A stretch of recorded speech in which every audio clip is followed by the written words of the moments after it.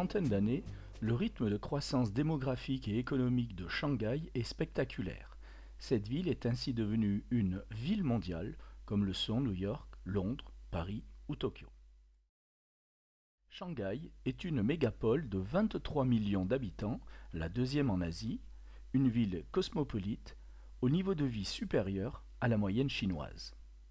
Son poids économique est considérable, c'est une ville industrielle, elle attire un tiers des investissements directs à l'étranger qui concernent la Chine, c'est également la troisième bourse asiatique.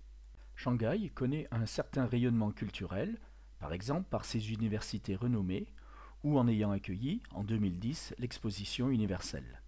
Shanghai est surtout un carrefour majeur des échanges mondiaux. Voici un extrait d'un reportage de France 2 sur le port de Yangshan, le premier port conteneur du monde, relié à la ville par un gigantesque pont, le pont du Donghai, de 32 km de long. Nous avons rendez-vous au bout de ce pont. Un pont interminable, flambant neuf. 32 km de long. Un pont qui serpente dans l'estuaire du Yangtze-Kiang et prend appui sur des îles minuscules, rasées pour les besoins de l'ouvrage. Personne ou presque dans ce sens. Des containers dans l'autre. Et puis dans le lointain, la forêt des portiques. Ce sont les énormes grues de Yangshan, le nouveau port de Shanghai ouvert depuis quelques mois. On parle déjà de plus de 40 portiques en service et 40 millions de containers par an. En moins de 3 ans, ce site est devenu l'un des terminaux de containers les plus actifs au monde. La ville de Shanghai connaît 3 grandes mutations. Elle s'étend horizontalement, c'est ce que l'on appelle l'étalement urbain. Elle s'étend verticalement, avec le développement de nombreuses tours. Et enfin, elle se modernise, comme par exemple avec un réseau de métro ultramoderne.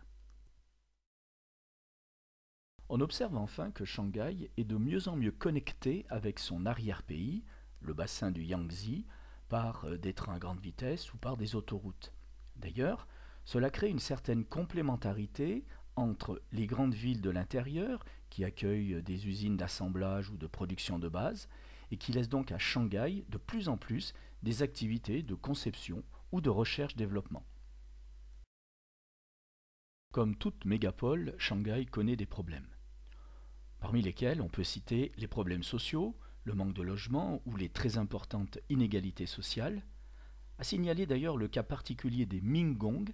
Ce sont ces millions de paysans venus de la Chine de l'intérieur en quête d'un travail en ville dont les conditions de travail et de vie sont assez difficiles. On peut signaler aussi comme autre problème les problèmes environnementaux, Shanghai étant une ville extrêmement polluée.